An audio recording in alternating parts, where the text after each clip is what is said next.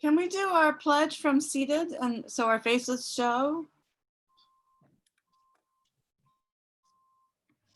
You have any preference? No, I don't have any preference. Would anybody know? if Flag you're behind standing? Rick. All right, we're live.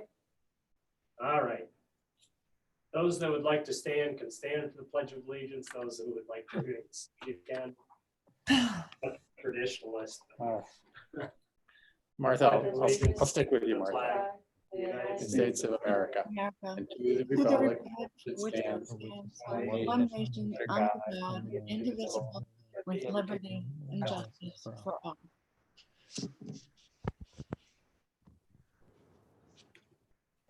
Consent agenda. This is the recommended action to approve the following items, which are included in the consent agenda. 7A, the meeting minutes from July 7th reorganizational meeting. 8C, coaching staff for the fall of 2020. 9A, donation acceptance. May I have a motion to accept the consent agenda? Yes. And second.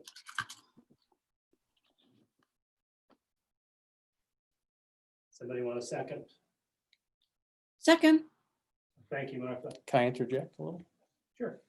So I believe is the coaches are on there. Yes. So we did put that agenda item in before the season was postponed. The fall season was postponed. So I think that the board could choose to continue to move it forward. We do have some language in there that, you know, recognizes that there could be a change with the COVID crisis, or the board could table it. So I think that might be something to consider. Roger, I know, Colleen, you put out an email, which, thank you. I was asking for actually a member of the community that I saw in the past week that simply was asking that they had read the articles in the Enterprise about the fall practice schedule not commencing until September 21st, and was asking, in these types of situations, do we prorate the coaching staff's contract if it's reduced by a third or even potentially a half if it even gets delayed further? And I said I would reach out and ask for clarification. So We do have a history here with last spring, and we did and come up with an agreement on a prorated basis. It wasn't a pure mathematical computation, but we did pay a percentage of the coaches' salaries. Now, you remember that the season did start last year, and we were not prepared for a school closure the way it happened. So it's different. I think that this might be a little bit different because now we're looking ahead.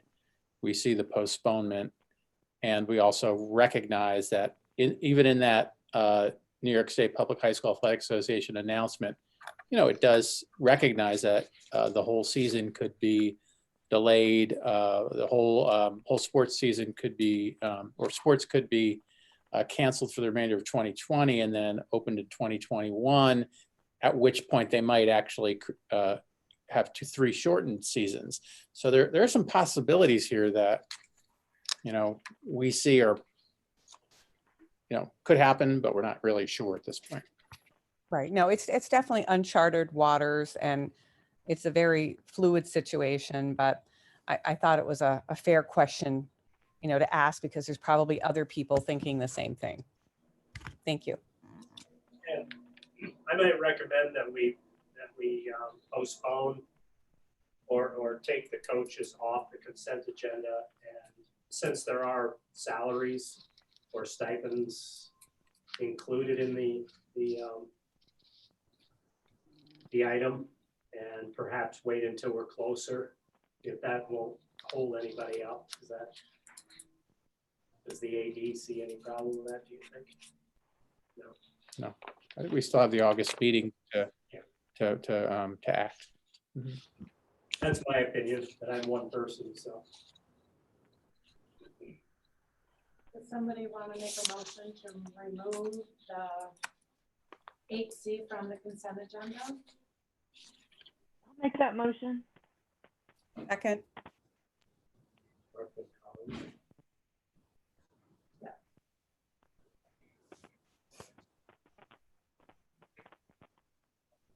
So now do we have to go back and make the motion?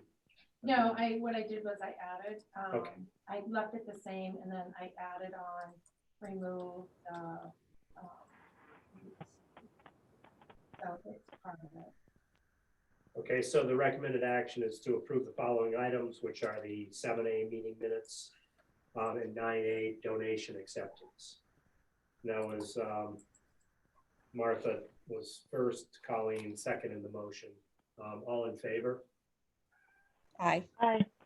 Opposed? Liam, are you on?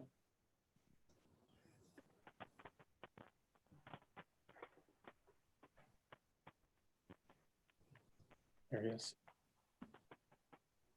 You're There. muted. He said yes. Okay, so we've got six. How many people we have here? 2, 4, You're muted. 5, 4, 0 against. The motion passes. Go to the cause. Do we have anything else? No. Okay. So moving on to reports. Budget status report. Dana? Sure, we'll start with the overall reports, the one that's titled on the very top, Forecast 5 Analytics. This is the third time I've used this format. We'll start with, right off the top, total revenue down unfavorably, says 658,000. Total expenditures down, which is a good thing, of 404. But when you look at it, it even breaks it down into sources and so forth in terms of where revenue is down versus where. Yes?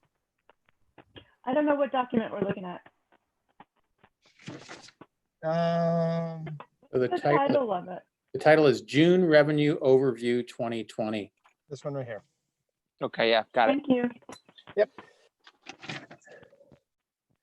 So it breaks it down by revenue categories as well as expenditure categories. As Roger and I were talking about this a while ago, typically speaking, when it comes to expenditures, when you see green, that means good, because we're not spending what was budgeted. At the same time with revenue, you'll see what the red means, we're not there. And we'll talk a little bit more about why. End of the year projection, because June is the end of our fiscal year. So you'll notice that the projected amount is actually the same numbers that are up as the actual amounts because the year is done. One thing I do want to highlight is total expenditures. It shows by $1.5 million is what it comes down to with that. But again, these numbers are there's been adjustments since this was done. I usually do them at the very beginning of in this case, July for the end. But with every year, there's always changes for the June. We actually keep it open until almost September. As we get into our audits, we purposely keep our June open. So that's as expenditures are coming in, because we have about $500,000 still encumbrances that are outstanding that will get adjusted eventually once we go through our audits, as well as we do have outstanding revenue listed. We're still waiting on a couple $100,000 for BOCES aid, which is typical. That is not unusual. That comes in later in the summer, even into early September. We'll come back to that in a moment. I do want to kind of look at the other two. You got a monthly expenditure overview and then a monthly revenue overview. And it shows you what's nice about this is it gives you got a historical expenses for current months. And obviously 2020, we see a huge drop in expenditures, for obvious reasons with the shutdown. We didn't have busing, we didn't have coaches. So we weren't paying a lot of extras that we typically would have paid in a normal year. As well as on the other side, we have revenue that's we would have brought in a little bit. But really the key there is for this monthly expenditure, favorable across the board for expenditures. And then when you look at the revenue, unfortunately, you see unfavorable a number of places. But one thing that I really want you to highlight, if you realize, is this variance to the budget, $866,000. A number that is not shown in here, but it is part of it, is our appropriated fund balance of 520,000. That is considered a revenue source. So it appears in this. So even though we have an unfavorable revenue, you can automatically take off the, basically the $520,000 because we're not using it. So really, we're looking at about a $340,000 difference, and most of that is actually will be made up from our remaining federal programs that will come in, as well as our BOCES aid that will be coming in over the next couple months. So even though it shows unfavorable, in reality, we didn't want to touch the $520,000. That's always the goal, is to not touch that appropriated fund balance and use it as a revenue source. Questions on this budget status? If I could jump ahead one before the treasury report and talk about the unassigned fund balance, basically the estimated, because I believe that is the next topic under treasury reports. And the reason why I want to talk about it now is because in that first page, under the end of fiscal year projection, the key number there is that difference, the $727,000. That right there is in a good ballpark as to what our fund balance will be. Because what you're seeing is those numbers, revenue and expenditures, those are actual. This is what we actually brought in thus far for revenue. This is what we've actually spent. That is really the key in terms of what is our fund balance going to look like. So it's going to be in I was looking at it last week, I think after this, as other stuff came in, I had an actual number of about $778,000 as a potential. But again, as things kind of come in, as our encumbrances get cleaned up and we close out the year, there's adjustments on both sides, revenue as expenditures. But I'm pretty confident that it's going to be close to this number, in that $700,000 range. Which, looking back 2 months ago, this is kind of where I was thinking we were heading, just because of, again, looking at all of our expenditures being decreased. So this is where I was thinking we were going to be a couple months ago. Questions on I guess we'll have to have a bigger conversation, or you have to have a bigger conversation as to if where end up utilizing that money. But until it becomes an audited number, right now we can talk about the what if scenarios, what we want to do with the money. But generally speaking, once the auditors come in, and we get a truer dollar amount as they look at our books. Questions? The audit happen? August or September? August. They're coming in August 3rd, 4th, and 5th. I've actually, we've been working on it now for about 2 weeks. I just sent them a bunch of documents today. They're gonna send us some stuff, but that's when they're planning on coming in. Usually they don't even are here the full 3 days. Okay. Treasurer report. Please. So when you look at that, you'll see, some big numbers. The one I'm first looking at is $9 million in the insured cash sweep. Generally, at the end of a year, that number would not be so large. But we did get, at the end of June, we got an $18 million ban that was deposited into our accounts.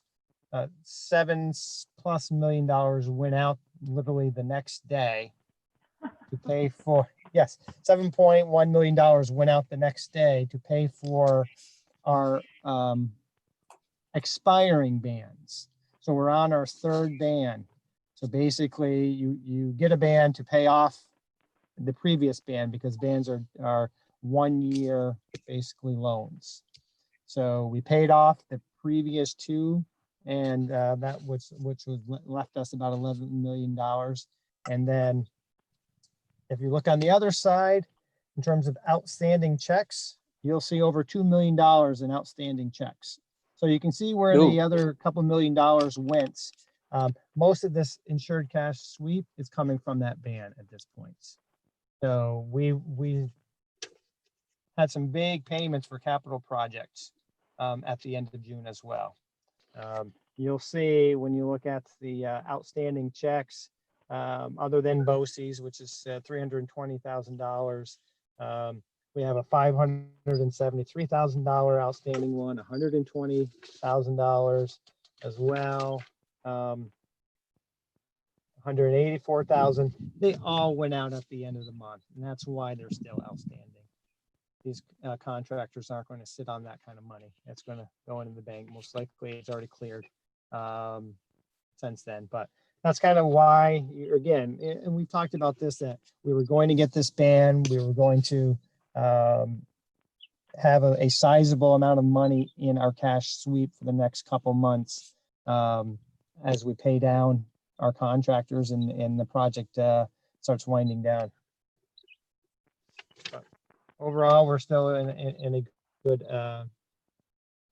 position. Questions on the treasury report?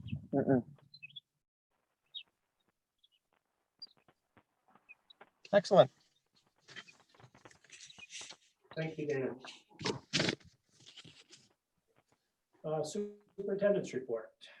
Okay, for my superintendent's report, I am going to do a brief, semi-brief presentation on the status of our reopening plan. So let me just start. So I'm sharing my screen so that everybody can see these the slides. Let me just close that out.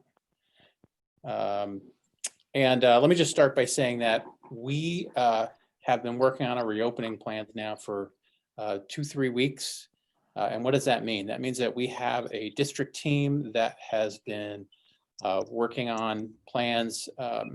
We have also had separate teams that have been working on a Lake Placid Elementary School reopening plan, a Lake Placid Middle High School reopening plan, and a transportation reopening plan. This is a group of stakeholders from different corners of our school district. We've had teachers involved. We've had health professionals in and out of the district involved. We've had administrators involved. We've had parents. We've had students involved. And so a number of people have contributed to the shaping of this.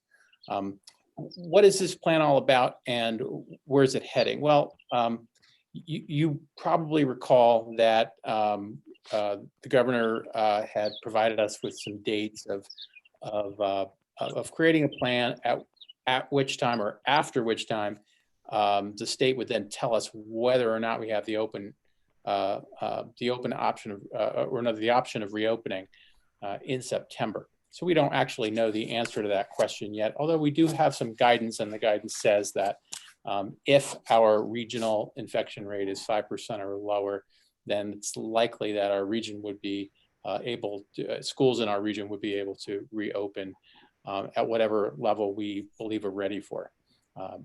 And of course, our infection rate up here in the North Country is very low. It's about 4.4%. So we are optimistic that the school district and the school districts in this region will get the go-ahead. But since I spoke about this before, we've also received the kind of guidance, the kind of statewide guidance that we were looking for. The first one is the guidance from the Department of Health. This is a 23-page detailed document about how to maintain safe conditions when reopening schools. So we've been through this. Everybody's been through this and poured through this, and that is a main part of our plan. In addition, the State Education Department has provided us with their word voluminous plan or guidance document, got 145 pages that outlines both health and safety as well as educational components of the plan. We'll be submitting this plan end of next week on the 31st. And then after that, we'll be told whether or not we have the option, at which point we'll make our final decision, but our plans will be in place. So what I'd like to share with you tonight is an outline of that plan. And hopefully, there we go. So, one of the aspects of our plan that we've been asking is, should we be reopening or why reopen? And we've answered that question in a number of ways. One is what I said before is about state and regional community spread. So the 5% cutoff, right? Well, you could see by the slide on your left, the picture on your left, this is our local town by town numbers. And you can see that our two towns here, North Elba had 9 positive cases, all of which had recovered. This is a few days old, by the way. And then Wilmington has had no reported cases and therefore no recoveries. We all know that earlier in the year, some of these numbers would not have been accurate because there was not a lot of testing, but in the last few months, there has been a lot of testing. So those are the reports we get. We get those daily. We keep our eye on them. There's also, of course, statewide numbers, which many of you are familiar with. Unlike much of the rest of the country, ours are going down, and that's the graph right there. So state and regional community spread is relatively low, and that provides us with one element of the rationale for reopening. But we also know that there's other pieces, and I've mentioned this to you before too. We know that some of the research that followed last year demonstrated that kids were left behind in the with school closures and with remote instruction. And I've shared with you some of the good news that came out of our school district that in many ways we did very well. I really do think that we were a leading school district when it came to remote instruction. Many of our kids did quite well, but there's no question about it. We had some kids who slipped through the cracks too. There are some students for whom remote instruction really was not a very positive experience, and so they have fallen behind academically. And so we want to pay attention to that research. We want to recognize that remote instruction comes with its risks. Some of those are academic risks, and part of our job, of course, is to keep our eye on our students' intellectual, social, emotional well-being. And so we know that in-person instruction is superior to remote instruction in that respect. We also know that other health professionals support this effort as well. There's a quote from the Department of Health guidelines. Also, the American Academy of Pediatrics has come out speaking in favor of safe reopening. So, and they're saying in that quote, science should drive decision-making on safely reopening schools. Obviously, a really important point. So that's more of the broader picture, the broader context, very locally. How about here? And I think one of the aspects of our school district that sometimes we are a little disappointed at is our declining enrollment. We know that our enrollment's dropped about 1/3 in the last 15 to 20 years. At this point in time, that's probably an advantage, not a disadvantage, because we are talking about an issue that is specific to density. And our low enrollment really does equate to low density in our school buildings. Our total student population last year, that number is probably a little bit high, that 600, because we had UPK figured in some of that. But our average class size is of about 15, and then in the lowest grades, even less that we're looking at for this year. So we do have some conditions here that are different than conditions in other school districts, and we want to recognize that as well. So when you're hearing about things that are going on in New York City, Syracuse, and other larger districts, those often don't apply to Lake Placid because of our enrollment, because of our density. That was some of the rationale for considering the reopening. Now I'm going to just walk you through what the teams came up with in terms of what should our plan be. And so we certainly have been prioritizing a full-time in-person reopening plan. We also are going to have 3 plans, right? We're going to have a plan for full-time in-person reopening, hybrid reopening, and a return to remote instruction. And that recognizes that, we may start in one area and then have to shift as the year goes on. And so we're prepared to do that by having 3 plans. But we wanted to prioritize this plan because this is obviously where we want to be, certainly in the long run, and hopefully in the short run as well. So this is it in a nutshell. Our plan is to reopen both schools for all students on September 3rd, and then to emphasize these specific areas. Now, I've got 12 pages of a plan to provide details with each one of those bullets, but I just wanted to kind of give you a very brief outline here, and then I'll get into some more detail. But the aspects to emphasize here are face masks, hand hygiene, both washing and sanitizer, physical distancing, sometimes called social distancing, right?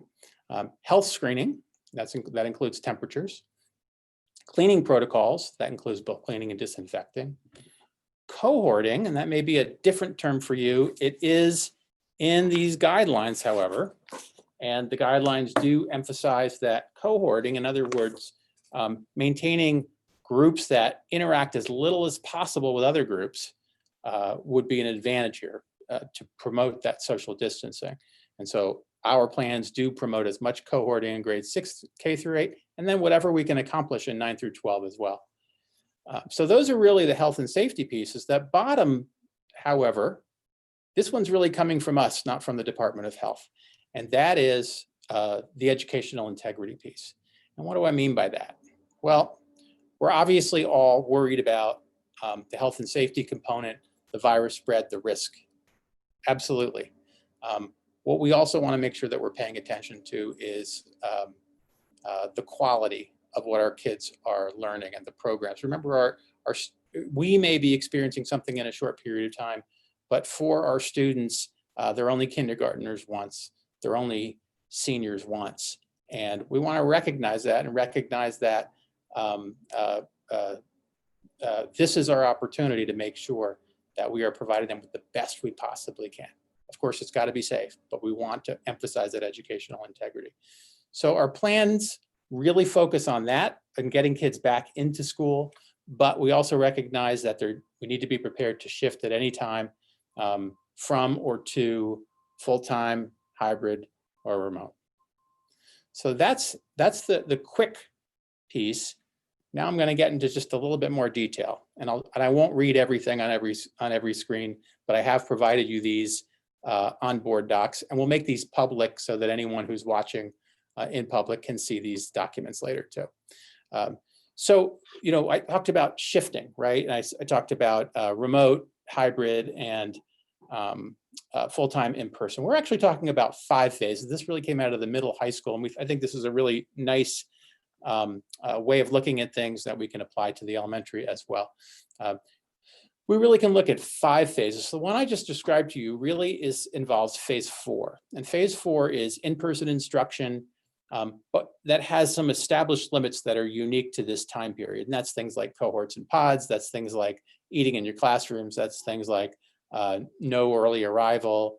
That's things like limited or no after-school activities. This is obviously very different than what we're used to. So phase 4, full-time in person, wouldn't actually be normal. Phase 4 would be limited, but to focus on a student's academic and social emotional education. Phase 5 would be more towards normal, right? That would be without those phase 4's limits. So we're not even talking about phase 5 right now. We are talking about phase 4 at the most, but recognizing that, we hope that there comes a day sooner rather than later where we can shift to phase 5.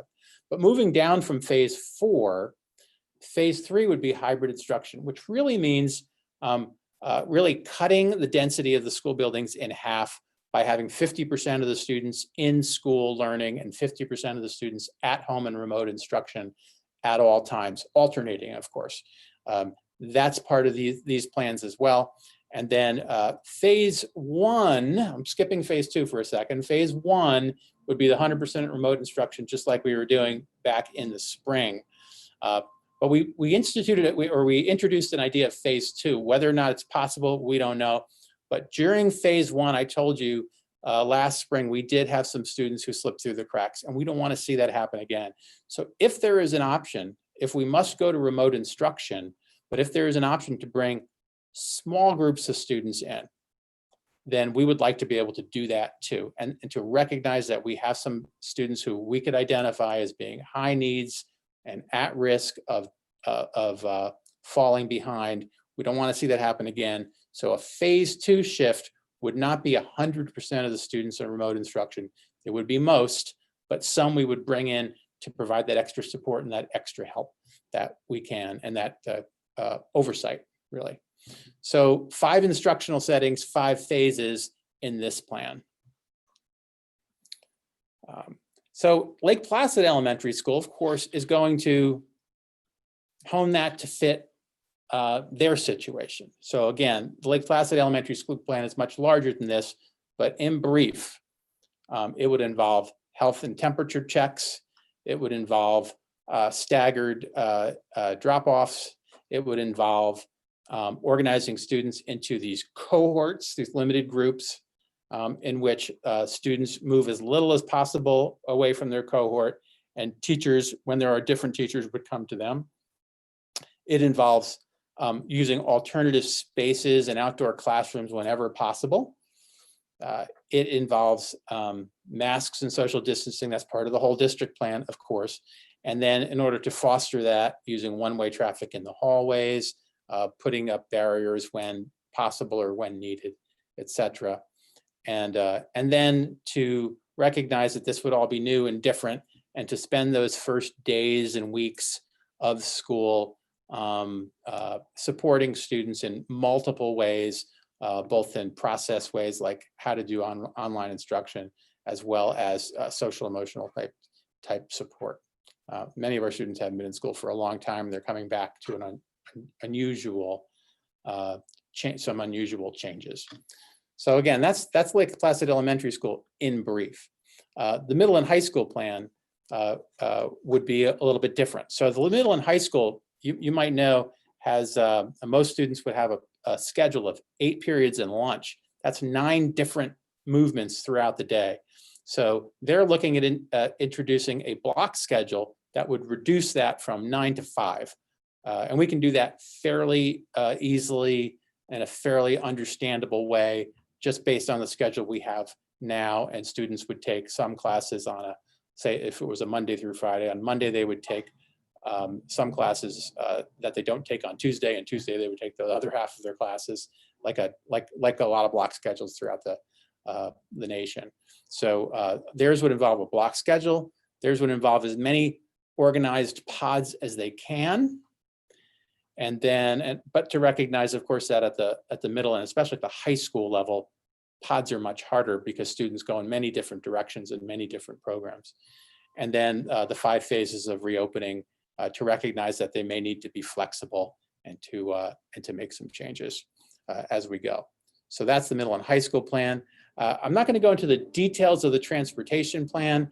Dana and Josh Travero were very important in putting this together. So I've got this in your in board docs that you can take a look at. But essentially what we're talking about with transportation is social distancing and face masks and cleaning and disinfecting, all the pieces that you know. This would require us to reduce the number of students on a bus to about 21 max on a 66 passenger bus. And that would really require fewer students riding the bus. And so just to give you a little picture of that, these are 2 different diagrams for how a bus could be organized. The way the guidance leads us to the bottom one, and that's this one that I've got my arrow on right now. The guidance is leading us to a situation where kids are seated, alternating and wearing masks. And this allows for 21 students on a bus. So this does not stick to the pure 6-foot social distance. And again, the health department guidance sort of steers us here. But as long as students are wearing face masks, that is something that they believe is safe. And so if we were to accept this bottom picture here, then we would be able to max out at 21 students. It actually could be more, or at least different, because siblings can sit together because they live together. If they live together, they can sit together. So there's much more than that to that on the transportation plan, but again, that's kind of it in a nutshell. I talked to you about hybrid plans. The elementary school hybrid plan would be very simple. K2 kindergartens, second grade and fourth graders would study on one day, while 1, 3, and 5 were in remote instruction. And then on the other day, it would flip-flop so that grades 1, 3, and 5 would be in person, and K2 and 4 would be a remote instruction. So that would be their hybrid plan, should we end up going that way. And then the middle and high school plan would be a little bit different, and that's because of the block schedule. They would want students to be sure that they attend 2 days in a row, 2 on and then 2 off. So again, 50% of the students would flip-flop, where the first group would be in school for 2 days in a row, and then they would be on remote 2 days in a row, and then the other group would be remote 2 days in a row and in school. That works for the block schedule. There are other components of theirs as well, including something that we did do last spring was a mentor program, making sure that every student has an adult looking out for them throughout. And that would be regardless of which one of these plans are in place. So those are the hybrid and remote plans. We recognize that these plans only really work if people adhere to what the expectations are. And granted, many of the people here are children, but it's also the staff and it's also the families. And so we are going to need help and support from others to make sure these plans work. And that would be the case whether we're 100% in person or hybrid. And that means things like this. And of course, this list is going to grow, but very important that when sick, people stay home. And then we're also going to ask families to screen at home because that's, again, recommended that the earlier in the day you screen, the better, because it limits movement if there's some kind of problem. So we are going to ask families to provide an at-home screening and then to communicate that to us either on paper or online. And that's going to be very helpful because managing screenings every day for every single person is a big challenge. We also recognize that people count on us for having their children come to school earlier than school starts and stay later, whether that's through sports, clubs, or 10th period of the library. There are going to be limits to those. The elementary school plan absolutely limits that early morning drop-off. That's going to be a challenge for families. So we're going to need your support and looking for helping people recognize that they'll need to seek alternatives at those times. And then the transportation piece, as I said before, that we will be asking people to consider, and not to require, obviously, but to consider allowing students to walk or having families drive students to school as a way to reduce density on the buses. Obviously, we recognize that many students will still require buses and we'll provide those. But if we have smaller groups, it's going to be more doable. So, you know, that's obviously it in a nutshell. I've provided members of the board with our 12-page draft. This is a draft of our district-wide plan. It does not include the school plans or the transportation plan, but all of those will become a part of our submission next Friday. And I wanted to make sure that you know what's coming and have an opportunity to ask questions, weigh in, or provide any other kind of feedback that you'd like. So,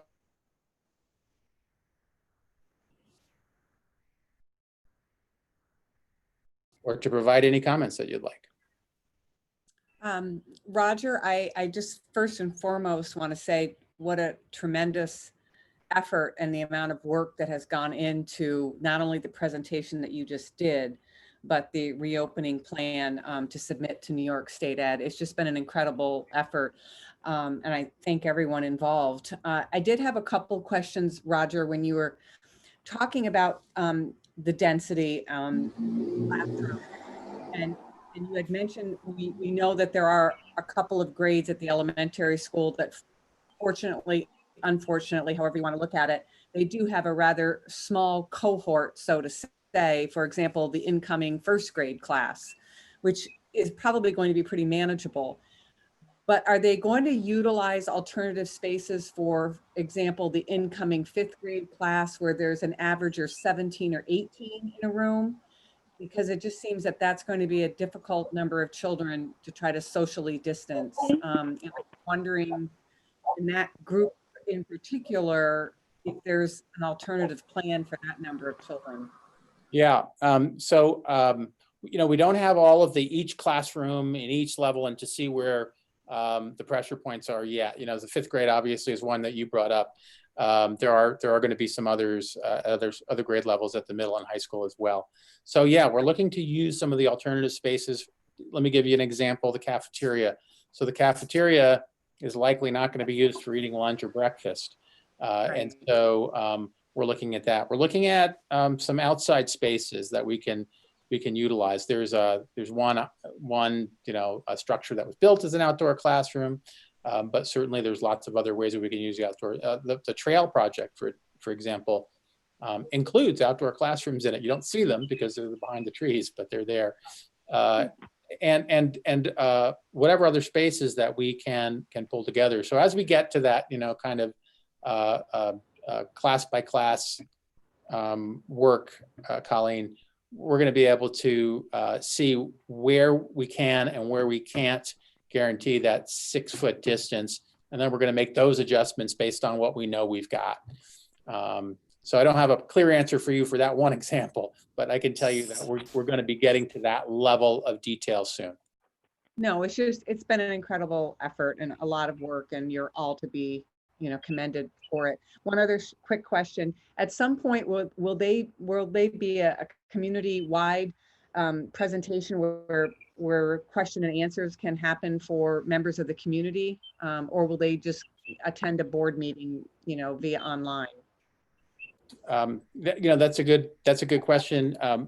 My goal tonight was to sort of unveil the first presentation of the structure of our plan and kind of the general direction of our plan. Like I said, it's not final, Right. but yes, absolutely. Part of the communication plan, actually part of the plan, includes a communication plan that provides that kind of feedback and opportunity for the community. But I don't have all that worked out yet. No, thanks so much. Roger, my question. Oh, go ahead. Please go ahead, Liam. Okay, my question is on, are there any resources provided by the Department of Health for actual testing of the students? Has that been discussed as all, you know, whether it's a random sampling or whether it's, you know, a certain grade once a month?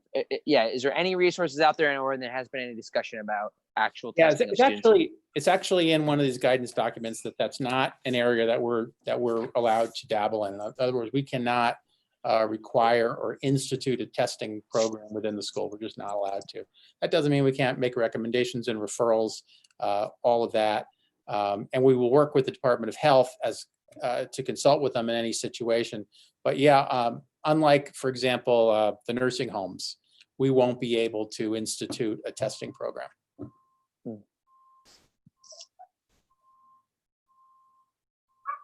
Other questions, comments? Roger, how much detail, what level of detail do you want feedback on these documents that you've prepared? Would it be getting in the weeds to give you comment? No, go ahead. I'll answer that, Martha. Yeah. Was there a board member on this committee? The reopening committee? I don't think so. I think I was invited. I think I invited you, but I don't think you were there. Yeah. I know I wasn't. Yeah. At the law conference today, it was loud and clear that the board needs to have 100% buy-in in all these plans. Otherwise, we're being negligent as board members. So it's not in the weeds. In fact, it's encouraged to question any of these details and get clarity to any of it. So. Okay, thanks. I just have one more, I had one more question. So back to the screening. So we're not allowed, are we allowed to do temperature checks? Yes, no, temperature checks. So here's where some of the lines are drawn. Yeah. So- I'm gonna be trying to, find ways that we can. No, not for you. No, for us. Yeah. For example, for temperature checks, we're required to ensure that there's been a temperature check at the start of the day. Now, it could be done at home as long as parents provide us that information, or it can be done in school with a thermometer, right? We are not allowed to actually keep records, because that would be providing some kind of medical record. That would be violating a form of confidentiality.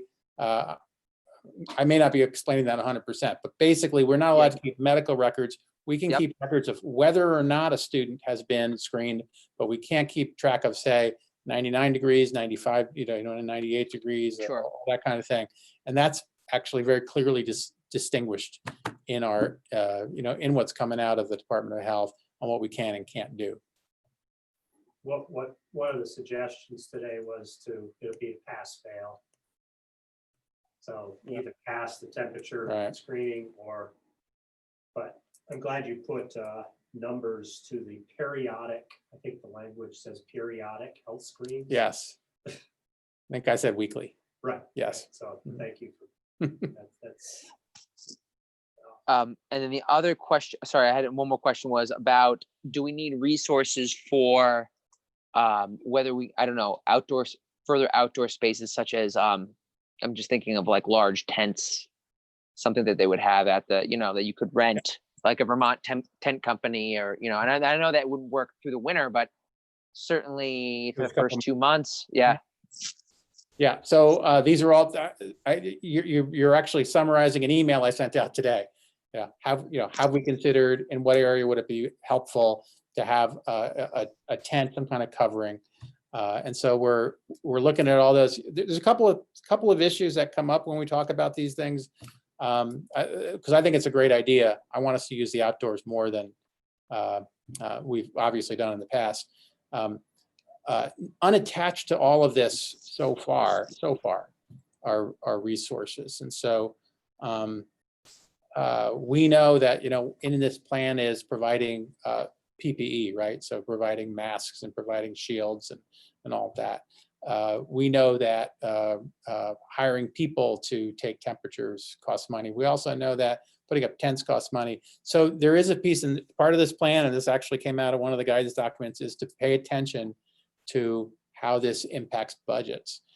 So we do have to pay attention to it. That doesn't mean we should be shortchanging our students or putting anybody at risk because of a shortage in a budget. But there's some real honest to goodness budgetary implications in all this that we have to be aware of. So, because personally, I might have just placed an order for 1,000 of this or 1,000 of that last week, but we haven't done it yet because we're trying to be really thoughtful about what we're going to need and what we're going to use, and then prioritize and go after that. There's a ton of mandates in there. Do this or fund that or buy this. Yeah. So one of the mandates in there I'm going to mention, because I know if there's anybody watching, they're going to want to know this, right? It has to do with vulnerable children and vulnerable adults in their families. This is in the guidance, and the guidance does say that vulnerable children or a child who lives in a house with vulnerable adult, and it's some pretty clear classifications, or at least conditions are in this. I've put them right in our plan. Those students, even in a full remote or a hybrid situation, I'm sorry, not full remote, even in a full in-person or a hybrid situation, may need to be educated at home remotely. So one of those pieces, Martha, that's going to require, and I'm going to use the term resources, but it's not necessarily money. It might be energy and creativity and technology is how are we going to do that? How are we going to educate kids both in the classroom and remotely at the same time? One of the mandates is that we're expected to do that. So we have to do that. We have to figure out how. Our school people are working on that right now. But I will tell you that that's not an easy answer to come up with.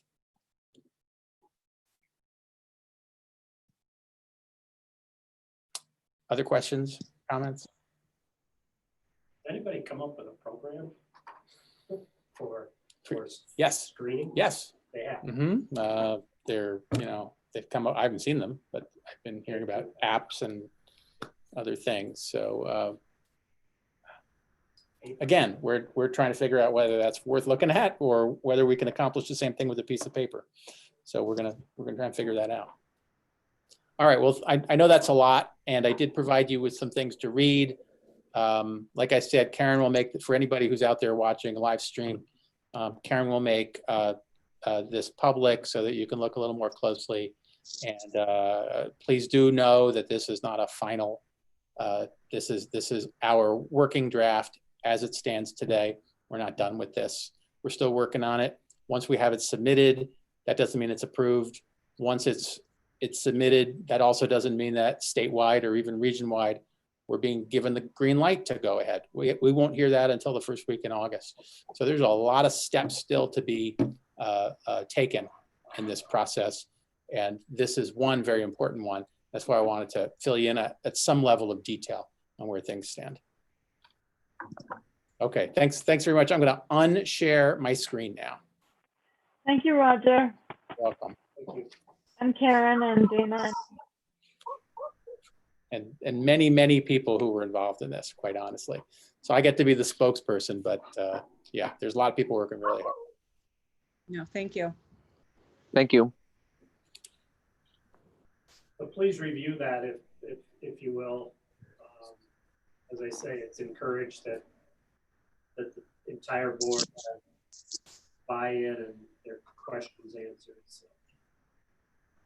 If nothing else, we'll go on to information for the board. We have 2 items. Martha, I'll skip over you for now just to get to the other one because I know you have a presentation, yes or no? You're muted. Sorry, a brief presentation. Okay. So under the executive content, it mentions the September meeting dates were not on the 1st and 3rd Tuesdays. So obviously an oversight, yes? Yeah. Okay.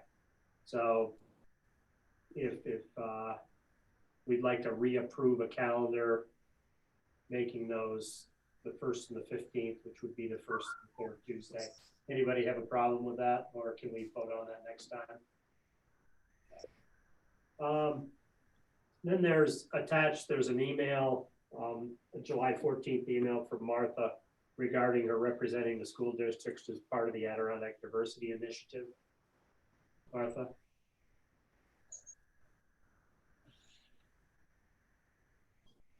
That darn mute button.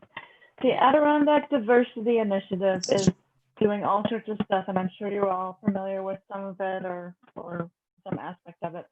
And in one meeting recently, I heard the director say that she was looking for representatives from each school district in the blue line. And naively, I said, well, gee, I'll sign up. But I didn't realize that I had to ask permission. So here we are. I think we all sort of step across that line once in a while, Martha, so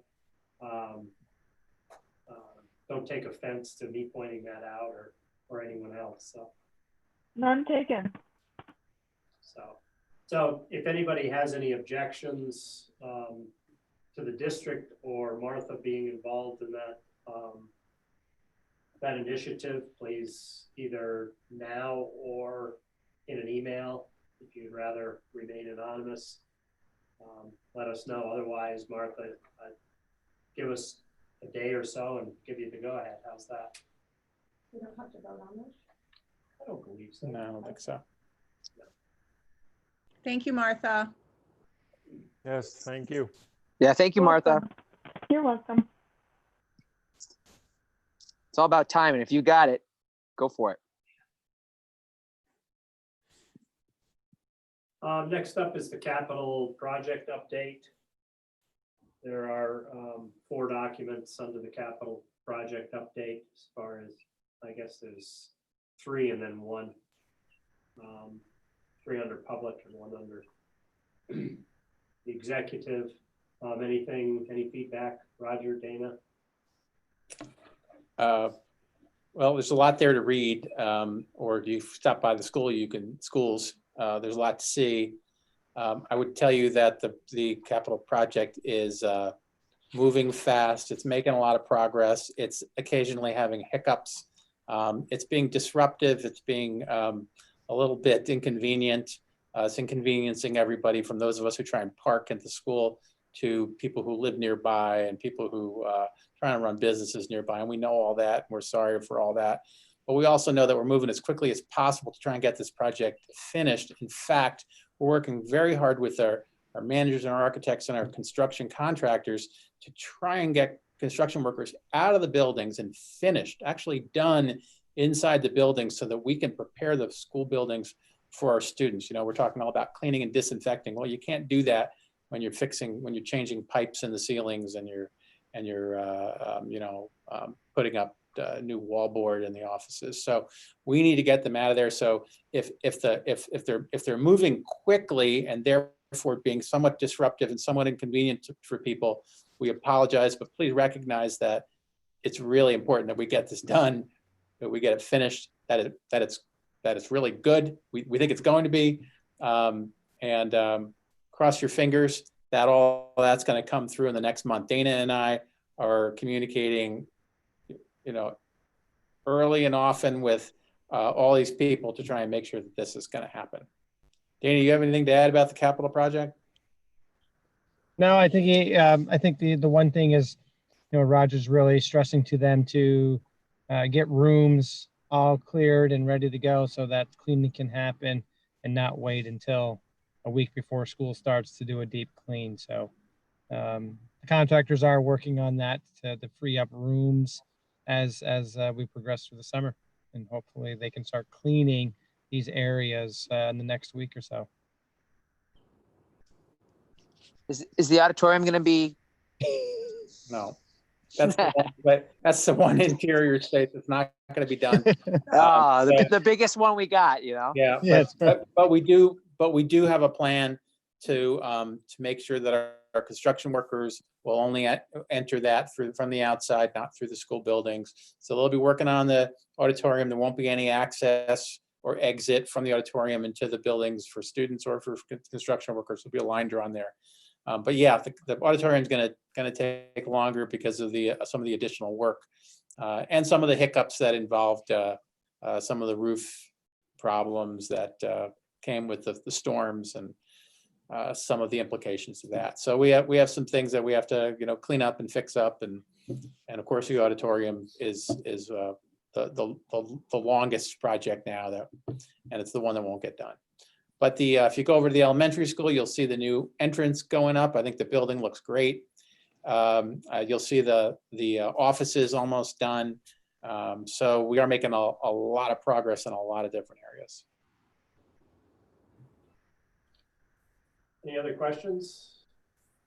No, but I have a comment on the incident report. There's a wrong date in it.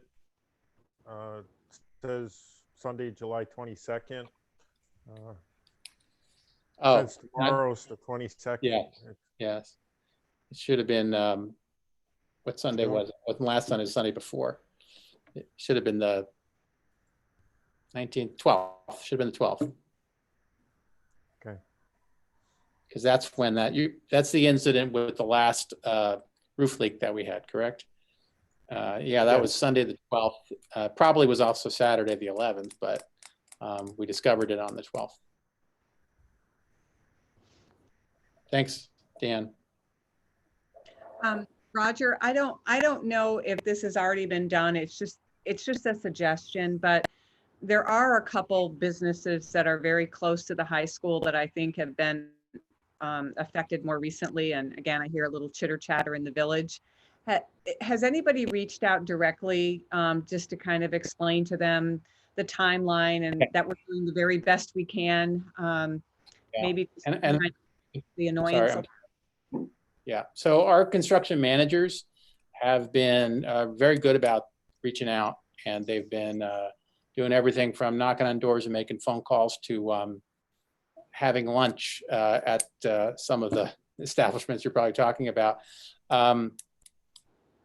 It's just not it's not something that can easily be resolved. The project is really significant on School Street, and it's causing a lot of disruption. I don't blame people for being unhappy and inconvenienced and all that. That wall has been falling down for decades. And if we hadn't done this project, then that wall might have caused so much damage that this might have doubled or tripled the kind of inconvenience that's happening. Also, if you go by the wall, I think it's going to look good. You know, this board took a stand a few months ago and said, let's stick with the stonework and not do the pressed concrete, right? You remember that vote? Yeah. Boy, were you right. You take a look at how this wall looks. I think you're going to be very grateful that you voted the way you did. And you know, hopefully our neighbors will be too. Can you, I want to add in here, if you like the "it could have been worse" answer to your question, imagine if right now we were in full swing preparing for Ironman. Yeah. So it's almost a, you know, strange good fortune that we don't have the additional disruptions of some of the events. And I say that obviously regretfully, but so anyway, yes, we've been reaching out, and no, we have not necessarily resolved things. We need to finish, and that's going to resolve it. Yeah, I was gonna say. Well, everyone's doing the best they can, and I'm glad to hear that, you know, that there has been a hand extended to somewhat acknowledge their frustration. Yeah. Anything else? Change orders. There's one change order there. Hopefully you all read the 54 pages included in the document. Any questions or comments on this change order? This has nothing to do with the incident, does it? No. Okay. Sold. Anytime I see asbestos. You're going to see more. Any questions? If not, we'll move on to discussion phase. And first item up is the board goals and objectives. I want to thank those who commented and added. I went through on a separate document and added some bullet points and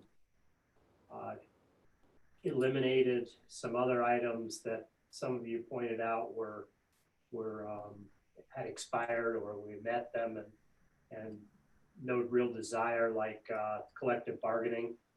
We don't need to keep that in there. At least I hope not. So Karen, you updated these with, I'm just trying to look. I didn't do anything out of Google Docs yet. Right, but in here where it's, oh, it's not in, how about in board docs? Is that the newer version? No. No, okay, Well, yeah, if you click on the link, it goes to, correct, yes. okay. Does everybody understand that link? If you click on that link, it takes you to the library, basically, right? It takes you to the Google Doc. There's two different links. One takes you to the library, the other one takes you to the Google Doc. Right, those links that were like goal 1 through 5. Right, That brings you to the library so you could see what you did to accomplish those goals. whole process is very confusing. So administrative.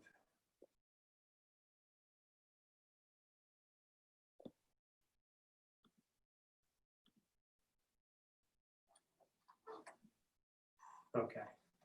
So my changes or suggestions are in bold. If you feel a need, I know there is a lot of questioning, commenting. Please try to come up with a bullet point under the specific goal if you can, if you'd like to add something in there. What I'd like to do is just go down through these and then give people a chance to comment, and then give you the next week to finalize in Google Docs, and then we'll come up with a document if that works for everybody. I don't want to drag this out much longer. It's an important process. So, so under the first goal, students first and foremost, we took out the union negotiations as that was achieved. I know we've spoken a little bit about adding social service agencies into the mix. We even talked about hiring somebody, which most likely won't be a reality this year. Not yet. Don't say that. We have got a grant application waiting to be, Okay. Yeah. So I guess I look at Roger and say, what do you think about initiating a collaborative agreement? Is that a reality? give us, I'm actually not sure when we're going to hear, Okay, but I actually think it's the end of July. So okay, we may know soon whether or not that's going to be able to fit in the budget. okay. Any other comments on that? No, it looks pretty good so far with what you've taken off or striked out. Goal 2 is education. I changed the date, or I'm saying I physically did it, but there were suggestions from others. So, and then strive to achieve free lunches for all students. I think that's something that's, again, Roger, if you think differently, please No. let us know. I think we beat the free lunch. Yeah, we tried. Yeah. The other thing you might think about is on bullet number 2, you might remember that we have that position vacant, the Director of Food and Nutritional Yes. Services, and you know, on our cost savings list right now, it's, you know, to remain that way unless we have some windfall. Who will be doing like menuing and things like that? Dana, do you want to answer that? I couldn't hear the question. Oh, so the question was, so I pointed out that on goal number 2, from last year, and Rick updated for this year, it says, before April 2021, receive a presentation by the Director of Food and Nutritional Services reviewing accomplishments, concerns, and objectives for the program. And I pointed out that right now that position's vacant. So Rick was asking some more detail on who will perform, at least for now, who will be performing the duties of that job, like making menus. Do you want to answer that at all? Each cook will be at each building. So Sue Rossi, Sarah Angus will be creating the menus like we did towards the end of the year. So each building is responsible for doing their own menu. They will do their ordering as well. I will oversee all of that to ensure that things are being compliant. We put in some BOCES bids, so we might have a couple of different vendors this year, as well as going through our OGS, that's our donated food from the federal government, to ensure that that's happening as well. Submission for reimbursements, Betsy and I do that. So really, in terms of what Sean did for menu creation, it has been moved to the schools, and it has been less stressful in that sense because they've taken ownership of their menu. And we're using, and both buildings are using the same vendors and stuff like that. So they're still ordering collectively. So if you were looking for a report, you'd either want to go more detail into like the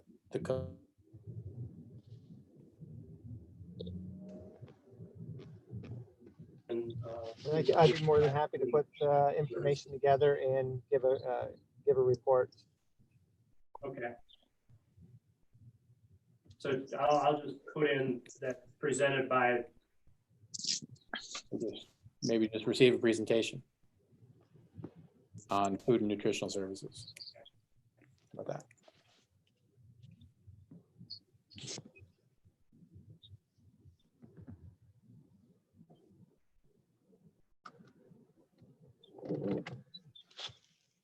okay.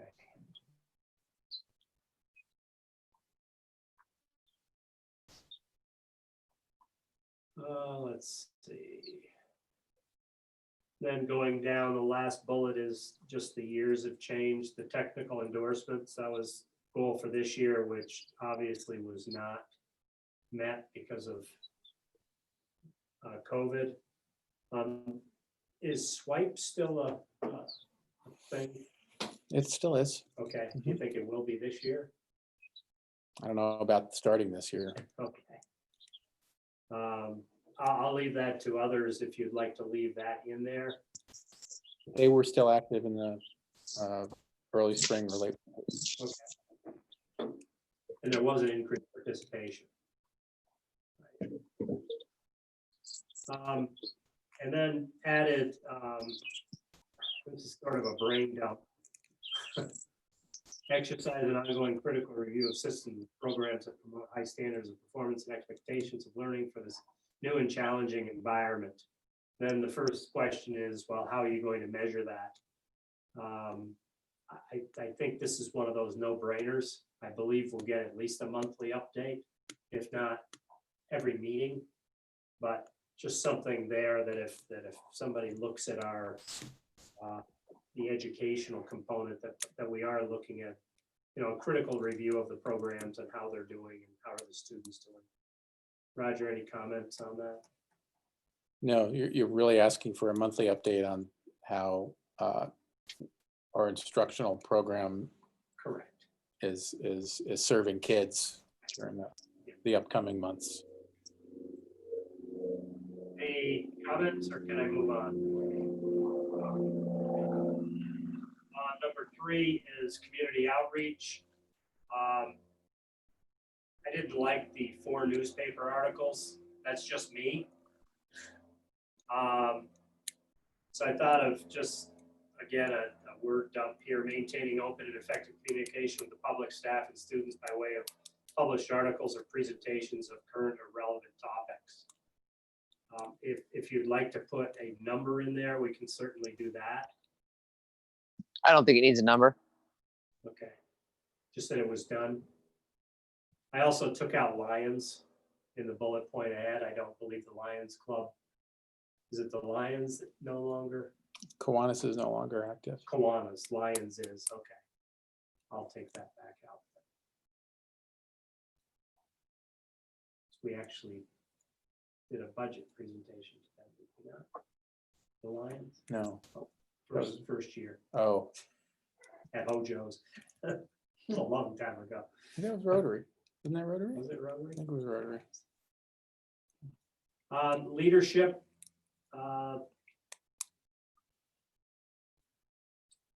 Martha, this is for you, so make sure this works for you. Develop a succession plan, the superintendent and building administrators by January 31st, 2021. I'm not sure if superintendent and building administrators are going anywhere, but I think we can make some decisions on how we're going to proceed with recruitment, if they are, so. God forbid. I That's just succession want to, plans. succession is spelled differently. SUC. Okay, sorry about that. That's okay. It made me laugh because I was thinking about seceding from the union. Yeah, I know. I was like, oh, maybe that's the thing we have to think about now. Thank you for putting that in there. And then the next one, in getting rid of, develop and implement the onboarding process to successfully implement the new onboarding process for at least one newly appointed / elected board member, since that will be taking place, and complete a critique of the process with appropriate alterations made. So it'll give us a chance to test that onboarding process. Yes, Um, a lot of work. Annual board self-eval, I just put a date to it, August 2020. Our policy says October. Thank you. More time, the better.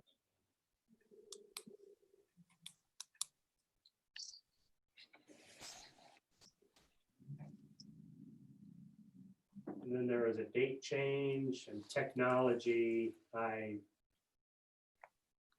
have nothing. Anybody have anything for technology?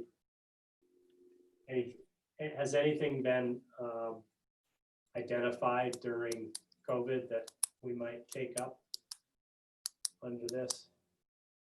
Good question. Data security, Data security? digital security.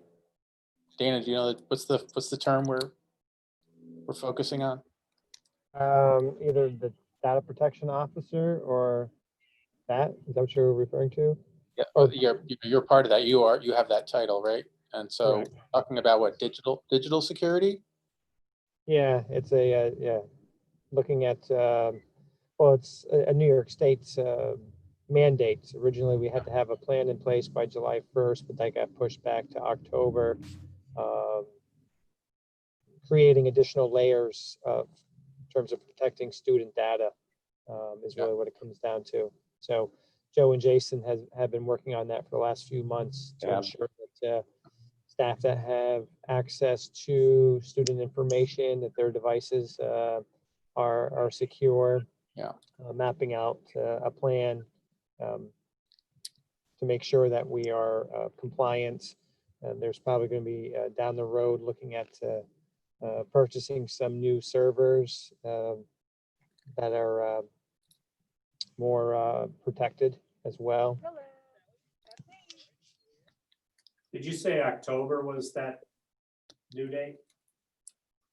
Correct. Yeah, it was originally July, and then it got moved to October.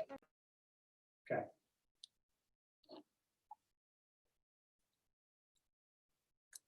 And if nothing else under technology, I'd put a goal in there that you can all read.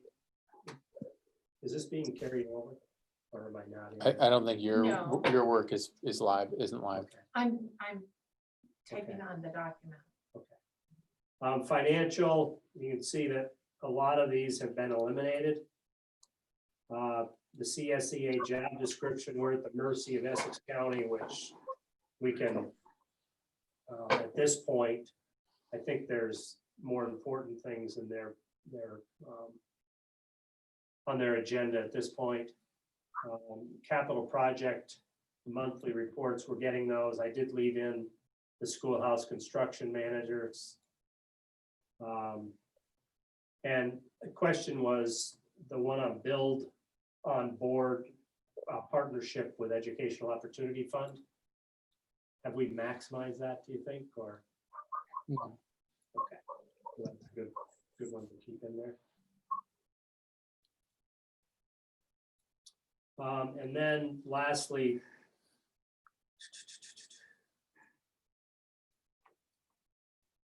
I long-winded way of maintaining current programs and staffing, creating a financial dashboard, and that's what we'll be talking about here shortly, and maintaining an effective core curriculum with small class sizes, sort of along the COVID line.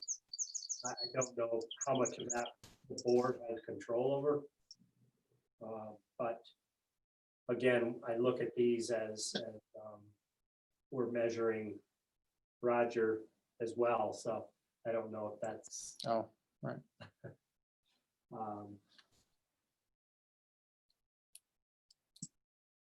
So I think I'll take a shot at making it reality and getting rid of a lot of the language here. It's so hard to edit by committee. Thank you for trying to do it, Rick. Yeah, I think it's a pretty good job. I think I'll just start with maintain current. What do you think, Roger? That's a good start. Yeah.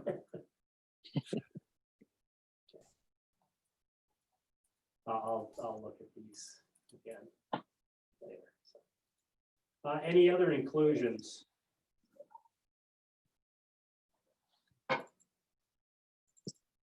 Looks good, Rick. You did a nice Yeah, job. looks good. No, I think you've done a good job trying to pull it all together. So once it goes, I won't say live, but is updated in board docs, if you can all take a look, and then next Saturday, I think I'll look at it and just do some final edits if they're needed, and we'll go forward, or I'll do them during the week. But let's have Saturday as a deadline, if that's okay with everyone. Yes. Sure. If nothing more on that, let's go to the dashboard discussion.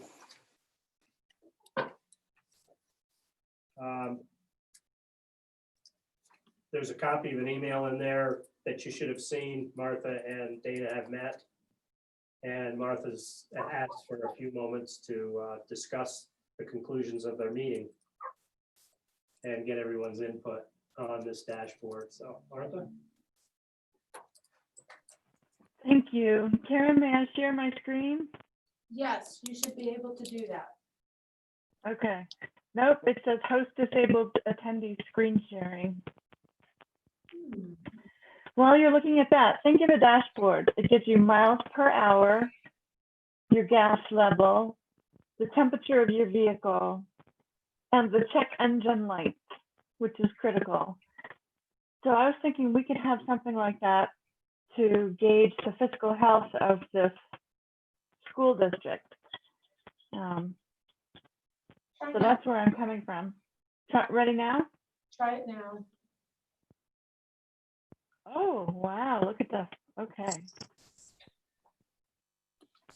Do you all see Lake Placid CSD at a glance? Yes. Okay, this is a dashboard that exists already that's been created by NYSA, New York State Education Department or whatever. And it gives you visuals. It's easy to grasp instantly. The gender and ethnicity, you can make presumptions about what that means. You scroll down, there's all kinds of ways to drill into it. And because fiscal responsibility is our board's mandate, I looked at the fiscal supplement section and the financial transparency report section, which I will start with. And it gives you a lot of really great information. There's the enrollment number, which we should all have at the top of our heads, where there's the economically disadvantaged number. If you keep on scrolling down, there's the total spending per student, 27,000, which I thought was very interesting. And there's more and more and more information. And this is not a dashboard, this is a compilation of information. I'm moving back to the fiscal supplement page. Also has really great information. It compares us, well, first it compares special ed to general ed, which is illustrative and interesting. Expenditures per pupil for each of those. It compares us to other school districts moving through here. Similar district group has a little bit less expense per student. I guess my point is that there's so much data in here. It's fabulous, but I'm just looking for four things: miles per hour, gas level, temperature, and check engine light. So I was thinking that maybe our dashboard could include an example of not just the number of students, but the teaching staff and other staff as well, and create a circle chart of the community so we could see just a connection between teachers and students and other staff, and look at it more holistically, but still examine total spending per per pupil. I think that's important. The check engine light is maybe the impact of the 20% state aid reduction that we're heading towards. And now I'm going to try to stop sharing my screen if I'm able to do that, or maybe Karen can help me. I think it's up top. Stop share. Thank you. Okay. So that's, and I've had a lot of input from Dana, and I appreciate that greatly. That's my idea for this project, to have those 4 gauges, including the check engine light. And what can we get from that wonderful bunch of data that I just showed you, and the reports we get from Dana, the treasurer's report and the financial status report? What would be a good dashboard for us? Or do we even care? Do we need something like that? I think it's interesting, Martha. I think it could be more streamlined and easier for most of us to access the information that we really need to look at versus having all of that data.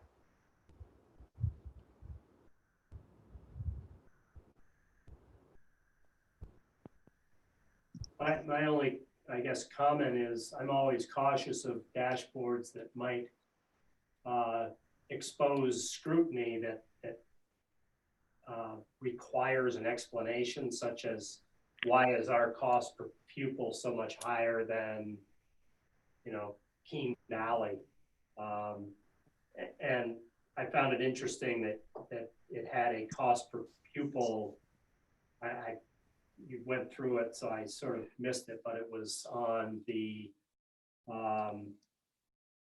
those on IEPs, perhaps. I'm going to look at the correct language. Special ed. Special ed. So cost per special ed student and non-special ed. Trying to be politically correct with titling here, so excuse me. Of course. So that's an important component, because, you know, we may have an abnormally high ratio of special education, which drives our cost per pupil up compared to other districts. Yeah, like for example, your point is similar districts doesn't actually look at school districts always as small as ours. Right. So a lot of those costs per pupil are a reflection of our size. Keene, for example, is higher, not lower than us per pupil, because they're smaller. Sure. And it's, you know, it's less efficient to have fewer students, obviously, in that case. And then of course, larger school districts, even those that have really good budgets, often show smaller per pupil just because of the well, that whole size factor really makes a big difference. So you're right. I think that because that's a really hot button issue that you would want to be able to explain. And yet I also find people don't always know the answers. And I think Martha's point is a good one, which is be nice to be able to find it really easily. So Martha, was your thought to put this on the school website? Well, number one, I think we should link to the NICEAD data website that I just showed you all. I'm pretty sure it's not yet linked there. I looked. Karen, you'll be the arbiter of that, I guess. Thank you. I hadn't thought as far, honestly, as putting it on the internet in any way. I was just thinking of it as a tool for us. And what do we want in a dashboard if we want a dashboard? Well, I think that this, you know, at least through this COVID crisis, you know, the more information that we can get easy access to is going to be better if we're going to be deciding our own phases and having to explain that to the, you know, to our residents. So for me, it's what's right in front of us, and that's this pandemic, and whether and what, like Martha said, the 20% potential, you know, the check engine light is that 20% potential reduction.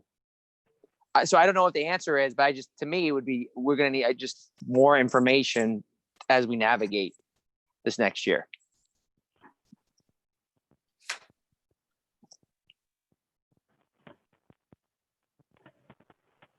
So Rick, can you give me direction on this? What's your synthesis? I'm trying to get a grip on it, get a handle on it right now. I think I just jotted down, a presentation of the content of the dashboard would be a great board goal. Yeah. To at least once a year or twice a year, have a more comprehensive view that you just gave. Go through with explanations and look at cost per pupil, look at, all those components that you just pointed out. So, but as far as creating a dashboard for transparency, so to speak, I'm not sure on that one. Okay, I think that would be more along the lines of the administration. What would they like to see on the website? Simply a link or specific information. But there is a lot of good information there, so thank you. Thank you, Martha. So do you want You're to welcome. you think I'm putting in the board goals? I'll put it in a goal, perhaps under leadership, just to review the Good. data. All right. You don't want us to develop something? I guess develop it for what would be the intent. Yeah. Okay. Unless we could tie it to what Liam was saying, that COVID.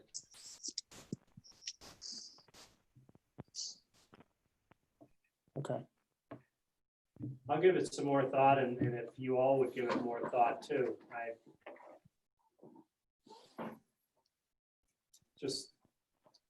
Try to get a handle on it a little bit more. Maybe a conversation, Martha. One-on-one, telephone, of course. We can. Okay. shoot some around.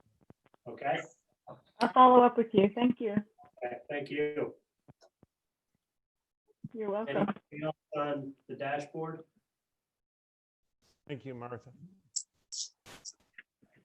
No, we'll go by the meeting minutes, which are consent, right on to the action items, personnel items. A is a teaching staff appointment. Recommended action is, upon recommendation of the superintendent, appoint Catherine Haney, Haney? Haney, Haney. thank you. Professional certification in library media science to the position of library media specialist, replacing Ann Paulson in the tenure area of library media specialist effective September 1st, 2020, for a 4-year term tentatively scheduled to conclude on August 31st, 2024. Contingent upon her completion of the probationary term, having received composite or overall APPR ratings of either effective or highly effective in at least 3 of the 4 preceding years, and a rating higher than ineffective at the conclusion of the 2021 school year. For the 2021 school year, the salary will be $54,992, step 11, plus 39 of the LPEA negotiated agreement, July 1st, 2020 through June 30th, 2023. I have a motion, please. Yes. Thank you, Liam. Second. Second. Thank you, Martha. Any discussion? If not, all in favor? Aye. Any opposed? So we've got 5-4-0 against. Long-term teaching staff appointment. Recommended action upon recommendation of the superintendent. Alexa Angelopoulos is hereby appointed to a long-term position of 5th grade math teacher in the elementary school for the 2020-2021 school year. Salary will be at $47,808.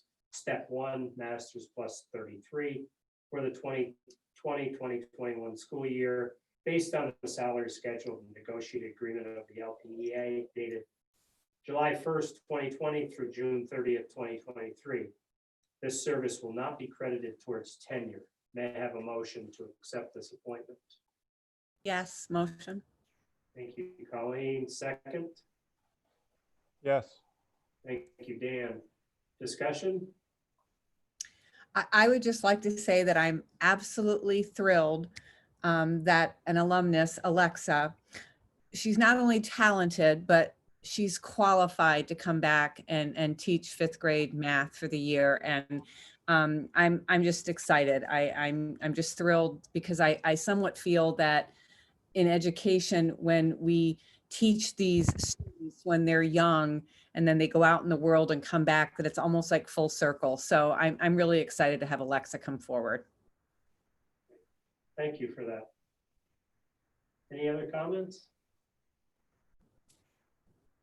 All right, if not, may I have a vote, please? All in favor? Aye. Aye. Any opposition? If not, the motion passes 5-4-0 against.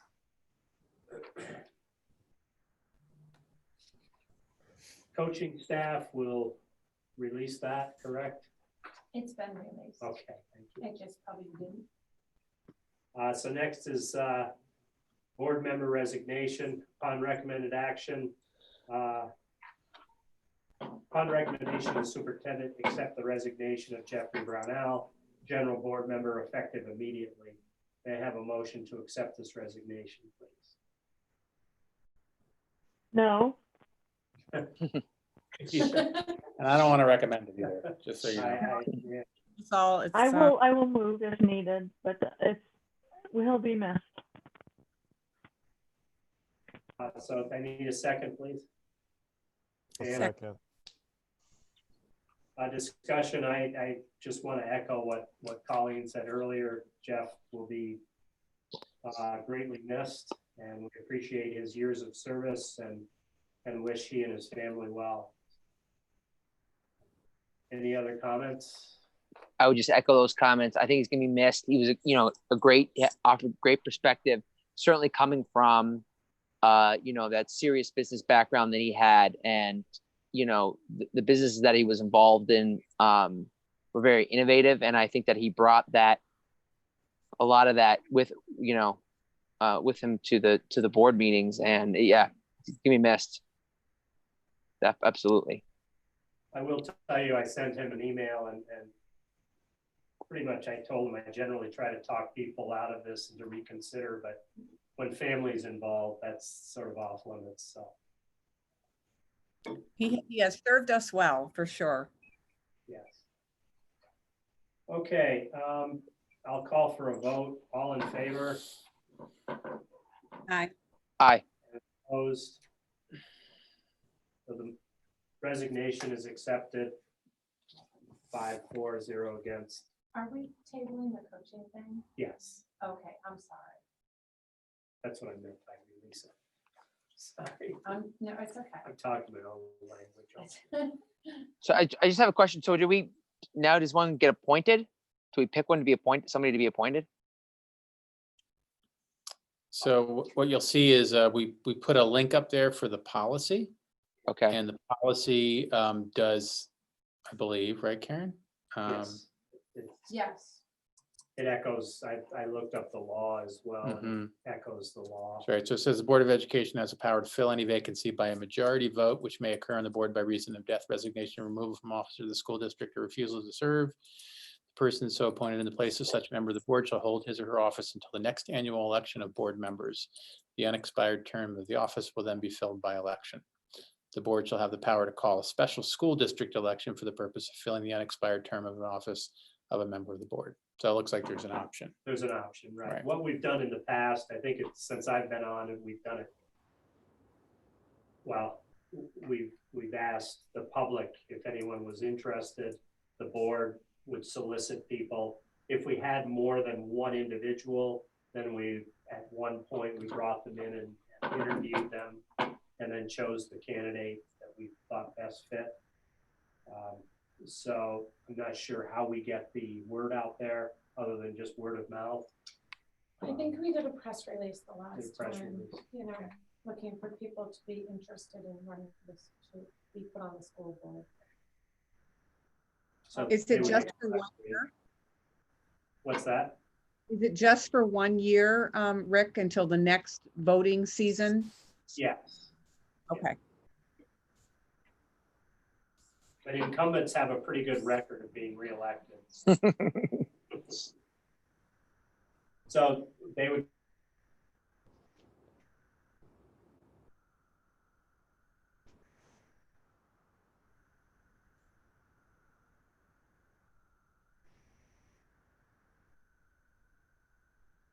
Other action items, the donation is under consent.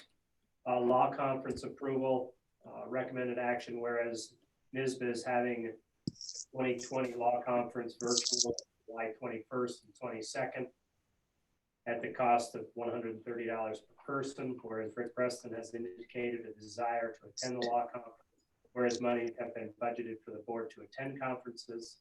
Now therefore it be resolved, the board hereby approves Rick Preston's attendance at the law conference on July 21st and 22nd, 2020 at a cost of $130. May I have a motion, please? Yes. Thank you, Colleen. Second. Thank you, Dan. Any discussion? You're a little late, aren't you? I took my chances. He's gonna do a great presentation next time on it. Yeah, it's the first half day was somewhat interesting. So they had over 700 people signed up for it. Wow. So, Wow. but interesting anyhow. So I'll call for a vote. All in favor? Aye. All right. I'll abstain, so we'll have 4 yeses, 0 no's, and 1 abstention. Under other action items, special education, that's for informational only. I changed that. What's that? I changed it. Thank you. Good of the cause, anybody? I've been checking. Nope. Okay. So we'll enter into the adjournment phase. Next meeting, August 11th, 2020, and then August 18th, if in fact we need that meeting. Old business. Are we doing in person? I would like to. We could do the elementary library. Okay. Did everybody hear that? Yes. That's what we talked about last time. So I know what BOCES has done, and I believe some other school districts is getting back in person, but I know we have one person that meets the CDC guidelines for not recommended being around others. So that individual is allowed to Zoom in or WebEx in or whatever the mode that they use. So if anyone out there feels that they just don't want to be there, just let Karen know and we'll arrange. But it'd be nice to be back in person. Yeah. So the location at this point will be the elementary cafeteria?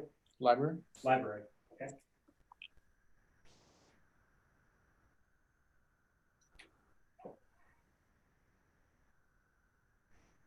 Any old business?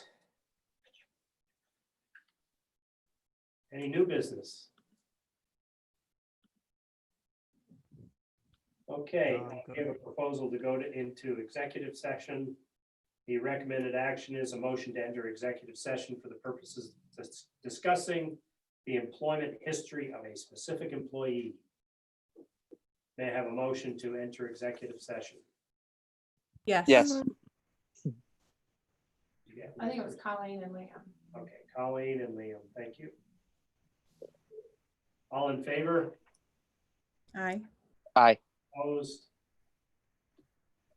Go into executive session at 8:17, 8:15 according to Google here. Right.